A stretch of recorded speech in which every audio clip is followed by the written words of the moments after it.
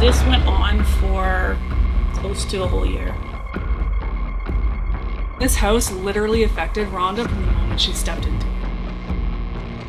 Aunt Ronda had been marked. Afterwards, I started actually seeing shadow figures down in my dining room. The evidence is pretty astounding. I need to get We out of felt here. weird now.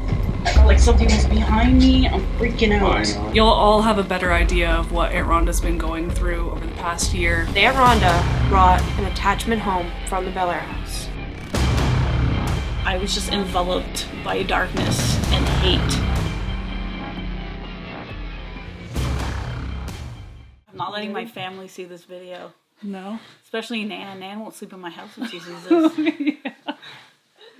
I can't let her see it. So to start off the new year, we wanted to bring you guys a little bit of a different video. We actually didn't know we would be making a video like this. This is just how things unraveled over the year. So long story short, Aunt Ronda has an attachment, and we believe that she got this attachment from the Bel Air house. Now, if you haven't seen that video, it's one of our scariest and most intense investigations we have done thus far on this entire channel. Originally, this video was going to be on memberships only, but we feel it is very important for everybody to see this video. You'll all have a better idea of what Aunt Rhonda's been going through over the past year. Now, this video is a compilation of all of the evidence that we have captured on camera that suggest that Aunt Ronda brought an attachment home from the Bel Air house. I'm actually nervous talking about this right now and bringing it all back up because I don't want things to intensify or get any worse at my home again.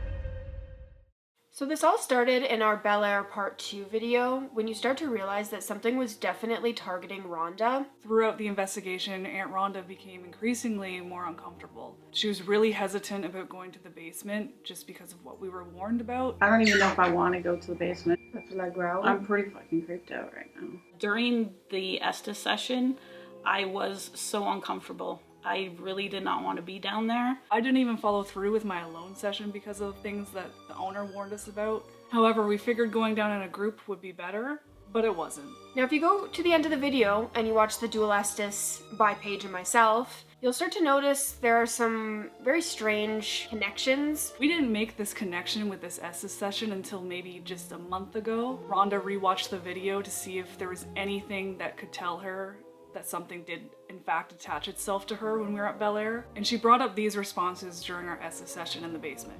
Who are you? Can you tell us who you are? You know? No, well, Well, we don't know who you are, that's why we're asking your name. It's me. how many spirits are with us? Carry me. Where? Carry you where? How long have you been here? New life. New life? Which life you in? It's Edwin. Hi, Edwin. I need help. Hi. Edwin, what do you need help with? Edwin, what do you need help with? Cardinal Edwin. sin. Who's down here with us? I don't like this, but I feel like there's something right behind me. Yeah, there is. Johnny, put your hand behind me. Too many. Too many behind Aunt Ronda? I'm about to run up them stairs. Too many behind Aunt Ronda? This. Come on, man. This is fucked. So after some of the responses, such as, you know me, new life, it's Edwin, you start to realize that something may be attaching itself to Aunt Ronda. At one point, she had felt something standing behind her, and you actually hear new life twice, as if something is saying, I want a new life, I want to leave this house, I need something new. Leave. Do you want me to leave? No, don't. No, don't leave. Stay. Stay. Can you tell me my name? What's, Come home. Do you know my You name? want out. I don't have the ability to help you with that. Put the effort. Christian was trying to help today. Perhaps the next time she comes, you can get her to help you. Edwin. Tell me about Edwin. New life. new life? Again, that's the second time. When I said I didn't really have the ability to help, It told me to put in the effort.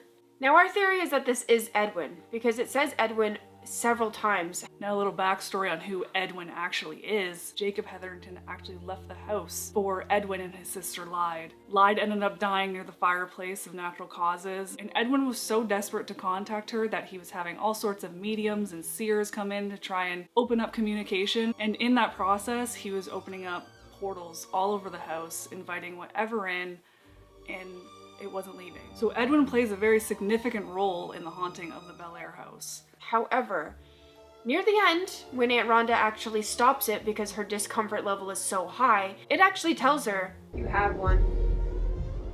I had one what?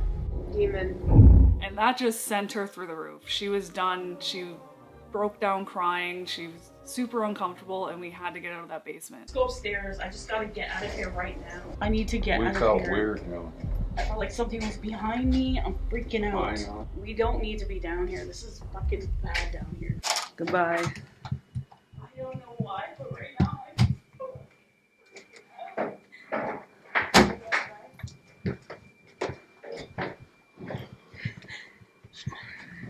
I've never felt more uncomfortable. I just felt like I was just enveloped by darkness and hate, and I couldn't get up those stairs fast enough. Looking back on it and piecing all those things together kind of made sense that I think they were asking or telling me that they had intended on coming home with me. This house literally affected Rhonda from the moment she stepped into it. Now, something else very strange that had happened here is that the next day we actually had realized that Aunt Ronda had been marked. And this is something that the spirits had said they would do to her, that they were marking her. You're marking me. She had bruises between her thigh, a very large bruise that had absolutely no reason to have ever been there in the first place. And this is something that Kristen warned us about, that women go in the basement and come up with bruised thighs, and specifically inner thighs. I mean, a lot of people go down. I've seen women come up with insides of their eyes, black and blue. People usually send pictures of that, yeah. I've never really been in basement yet. I wouldn't recommend that. No. When we were on our way home, and that's when I noticed that I actually had the bruise mark on my inner thigh. I was terrified. As soon as I looked at it, I was like, what is this? You know, like this, that shouldn't be there. And then all I was doing was thinking, like, did I bump into anything? You know, and just, I couldn't figure out how I could have got bruised there. This wasn't really something that concerned us for our next couple of videos. We didn't really make any solid connections until the Conjuring house. However, Aunt Ronda was having her own experiences at home. On the way home, I didn't feel right. I had such bad anxiety. I just had the feeling that there was something with me. I was seeing these little sort of balls, these dark black balls, maybe the size of like a cantaloupe, and I would just randomly see them throughout the house, and they would just sort of shoot off in the most random places. Maybe about a week afterwards, I started actually seeing shadow figures down in my dining room. The shadow figures that I would see always tended to be in the same area. I always would get the sense that I was being watched. It tended to be that I would see the shadows more at night when I was the only person awake. I'd be just sitting in the living room watching TV, and I'd get the feeling that there was someone there, and I'd look over, and that's when I would see the shadow figure dart off. Occasionally I would hear the door handle to one of the rooms jiggle, and I've had the experience where I've heard the door actually open, and I would get up to look to see, like thinking someone was coming out of the room, but there wasn't anybody there, but the door would be open. I would actually acknowledge it. I would say, I know you're there, or I see you. And it seemed like the more that I would do that, the more I would end up seeing it. And it was really starting to freak me out. I wasn't myself. I was kind of withdrawn. This went on for close to a whole year, and almost considered not doing anything paranormal after that. Now fast forward about 6 months, and we're at the Conjuring house. We set up alone sessions, and we actually got the spirits to pick who they wanted to go first. And they chose Aunt Ronda. Tell us what room you'd like to see us in. Through the portal here. I heard a noise in there. I heard like a knock. Second. The bird, what's that? Second. What's second? Second floor. Do you want us to go upstairs like that? Rim pod up. Yeah, go up. Do you want us alone, one by one? I do. I do? I Who think do you want to go alone first? I feel weird over there.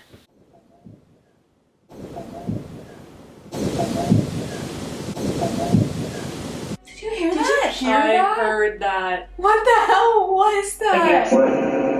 That was a full voice. I don't know if your mic would have picked that up. It might have. Can you touch Rhonda? Brush by her hair. REM pod? Why did that go off when you said my name? Well, it said birth before. Do you want us to go to the birth room? I think it wants Aunt Ronda to do her alone session. No. Do you want Aunt Ronda to do her alone session in the birth room? If you If yes, want stop the rim pod. Oh, God. That was dead on. You're going alone. Can you answer a question? Can you see us right now? I see you. Okay, if you see me, how many fingers do I have up? Tell me. It said four. No, it didn't. No, it said come up. But we haven't even done anything upstairs. Well, we gotta go. Well, you're gonna be the first one to do something Yeah, upstairs. but I'd like to feel it out first. You can't. You got no choice. If you want Rhonda to go first, step away from the REM pod. Yeah. You're going first. You're going first. At the time, it was really funny, and we just were laughing along. Like, haha, you're going first. But as she's up there in the birthing room alone, something recognizes her. I'm up here in the birthing room now. You seemed like you wanted me to come. Oh, jeez. Totally hearing noises. Can you use your voice and tell me your name? Holy shit. I just totally heard movement out there.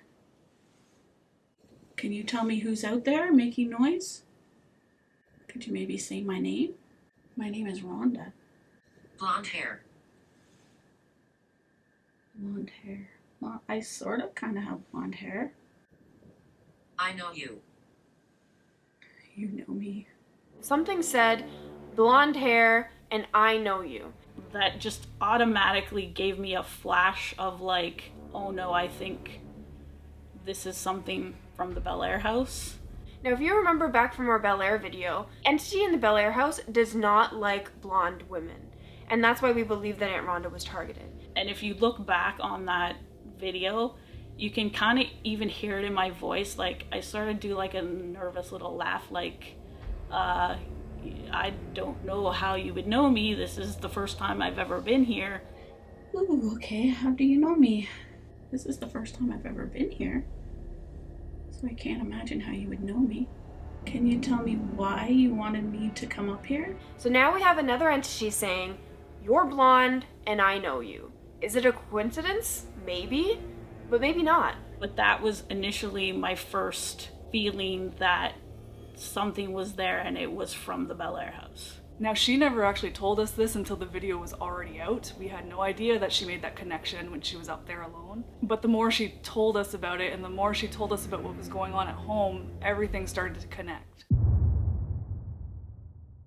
Now, just a couple days after the Conjuring house, we went to the Hinsdale house, which is another very dark place. We sent Rhonda and John out to the pond, and they're asking who they're speaking with. They're trying to contact the little boy who apparently drowned out there. We heard there was a little boy who perhaps drowned out here in the pond. Is that true? It said yes. Are you one of the people that are buried on the other side of the pond? No, it's tapping. Something's actually tapping that. We haven't had many taps. It's usually EMF. Is the little boy on the dock tapping the envoy? No. What do you feel like here? I feel like there's somebody here with us. Yeah. Like I don't know who. It doesn't feel bad though. I don't really like it. But see, It says yes. And something had actually told Aunt Ronda and Uncle John at the pond that their name was Edwin, and that they were actually attached to something. let's see if it'll spell a name. Edwin. Edwin. Is that your name? Edwin? Can you spell it on the envoy? Is there someone here with us by the name of Edwin?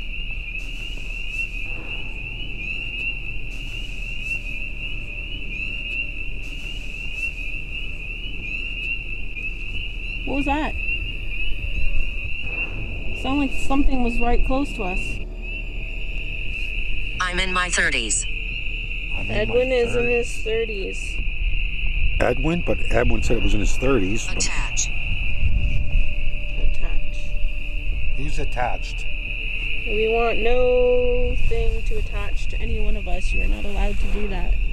No, that's for sure. At the time, I didn't connect that really with Bel Air House. I just thought, oh, that's weird, you know, like we've heard that name before sort of thing. But one of our subscribers actually pointed that out, that the name Edwin is from the Bel Air House, and Paige says she also noticed that too when she was going through the evidence and doing the editing. 2 months later, we ended up going back to the Hinsdale house to film a part 2, but Rhonda wasn't with us this time. And again, Edwin had come through. If you're talking to Paige, can you come up here and speak a little bit louder into this little recording device on this chair? Edwin. We got that name out by the pond. Yes, we did. Well, Aunt Ronda and Dad did. Now, originally I had thought that we were just getting Edwin because maybe there was another entity named Edwin at the Hinsdale house, but Paige actually started to pick up on the similarities in our past investigations. I was literally in the middle of editing the very first video while we were filming the second video. So it was fresh in my mind. We've been following you. Why are you following us? There's two.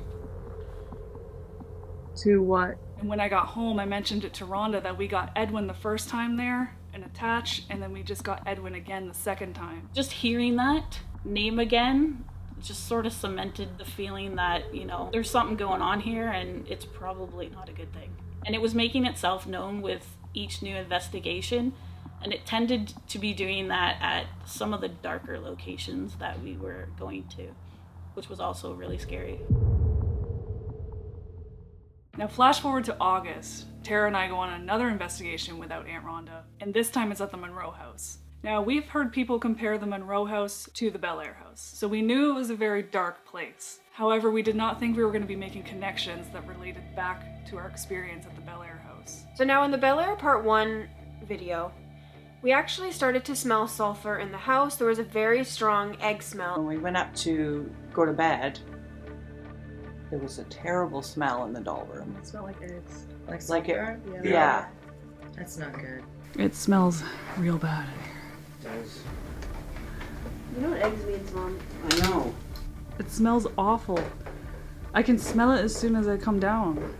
It's only your Smell room. it when I came in here. It's only your room that smells like that. It's the only place that we've ever smelt it until we went to Monroe house. We're sitting in the hallway and we're doing a spirit box session, and all of a sudden I get hit with this sulfur smell, and this was the second time that it's ever happened to us. It's weird that you smelled rotten eggs. Like, We'd never smelt that until we went to Bel Air house, and we only smelt it there the one night, and it was all night long. In one room. And it was that was the third time that's ever happened in that house that Kristen said. Yeah, that the owner told us. That has only ever happened 3 times. She was very concerned for us after we told her that. Yeah, she was like legit scared for us. But I haven't smelled it since until now, so I don't know. I mean, that's just textbook demonic. Another interesting thing was it also had mentioned the doll room, and just after that they had smelt an egg smell. can you show yourself again? Do you smell that? What is it? Oh no. I just got a quick whiff of it and it's gone. That's not usually a great sign. But at the time, they didn't think anything of it because Monroe House also has a doll room.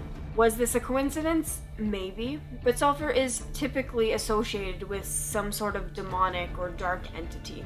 At the Monroe house, we started to get some very strange and actually scary responses in regards to Aunt Ronda. That's not usually a great sign. It's like a breeze. Maybe that's what's in the kitchen. Is something dark in the kitchen? Can you walk through the kitchen again?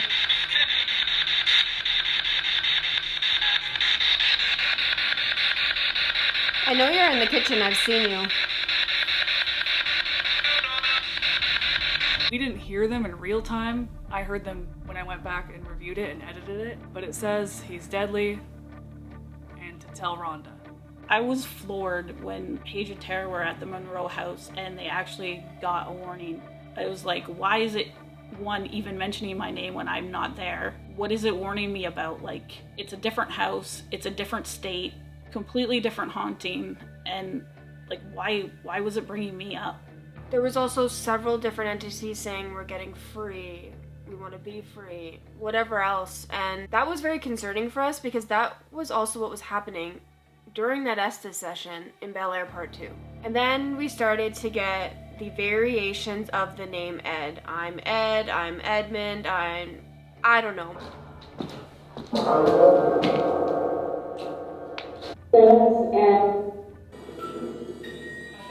He thinks that's funny. I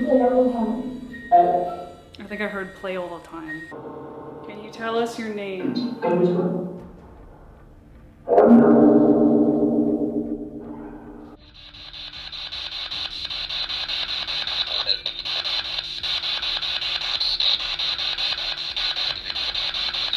Who's been watching us? I saw you in the kitchen.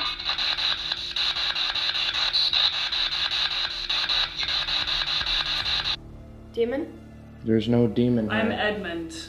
You're Edmund. That was so clear. Who's Edmund? Is this a little kid's name? Edward? The fuck was that? I'm Ed. I just heard Hey. something there. Who's that? Tara? Hi. Who's Ed? Who's down here? Is a little kid down here? I'm him. I don't know what you mean by that. In the house. Don't forget me. Demon.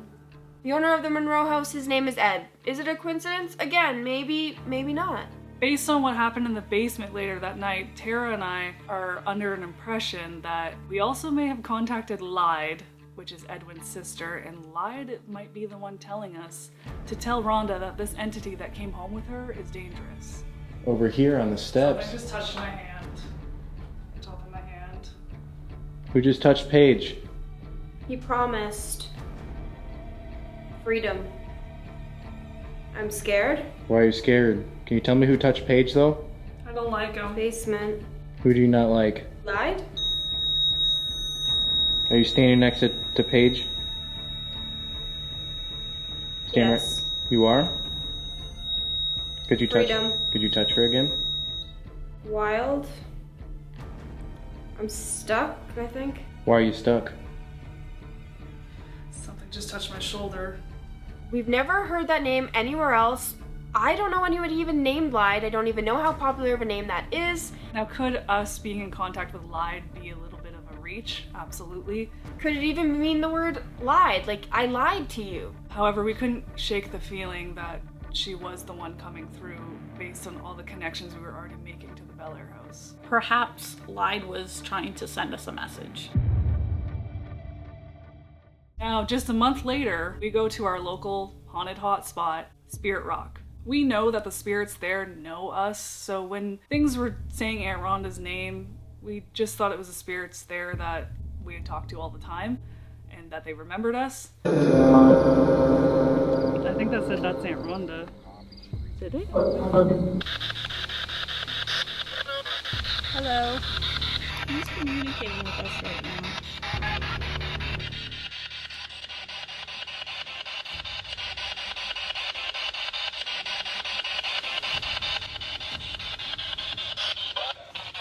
Not only was Aunt Ronda's name being said in a variety of different ways on a variety of different devices, something so clear came through that portal and said, "It's Edwin." I just heard Edmund. You heard Edmund? Edmund or Edwin? I don't know. It kind of sounded like... Yeah, it's what? You didn't finish your sentence. And I have to admit, that really freaked me out because, you know, that's nowhere near Bel Air. It's in a completely different country. Why is that getting brought up there? And at that moment, Rhonda's now convinced that Edwin has in fact followed her home from the Bel Air house. It's at a location that I live like 5 minutes away from, and that's when I really started getting worried. That's when I was like almost positive, like this whole Edwin thing is actually really connected to me and it's actually happening. Now what's really strange about the evidence that we've gathered for this is most of the time the name Edwin and all these things relating back to the Bel Air house have only come through at the darker places we've investigated, as well as places with known portals. Can these spirits really come through all these different portals from different places to tell us things, or to warn us about things, or to just follow us around? It's all too many coincidences. Now Tara and I talked a lot after that investigation about returning to the Bel Air house. We didn't want it anymore. She didn't want it anymore. I have to admit, I was really scared to go back to Bel Air house. I did not want to go. The only reason I did go, it was in hopes that I could drop this thing off, that hopefully it would decide to stay. Did we drop off the entity? You'll just have to wait and find out. First time we were at Bel Air, Kristen gave me a key, an iron key, and she said to hold on to it, keep it close to me, that it would help when investigating. And the weird thing was, just after I had got home, I actually lost the key, and I looked everywhere for it, could not find it anywhere. And it was like maybe a week and a half, 2 weeks before we were going back to the Bel Air house the second time, when I actually found it in my car. It was underneath one of the seats in my car. It was just a weird coincidence how I had lost it that long and miraculously found it before going back. So as you can see, the evidence is pretty astounding. And if there's any evidence that any of you have seen in our previous videos at all that may relate to Aunt Ronda's attachment, please let us know down in the comments, because the more information we have, the better we feel going forward. Now this video is actually a prequel to our return investigation of the Bel Air house. I can't believe... I'm here with you, Rhonda. I'm crying too.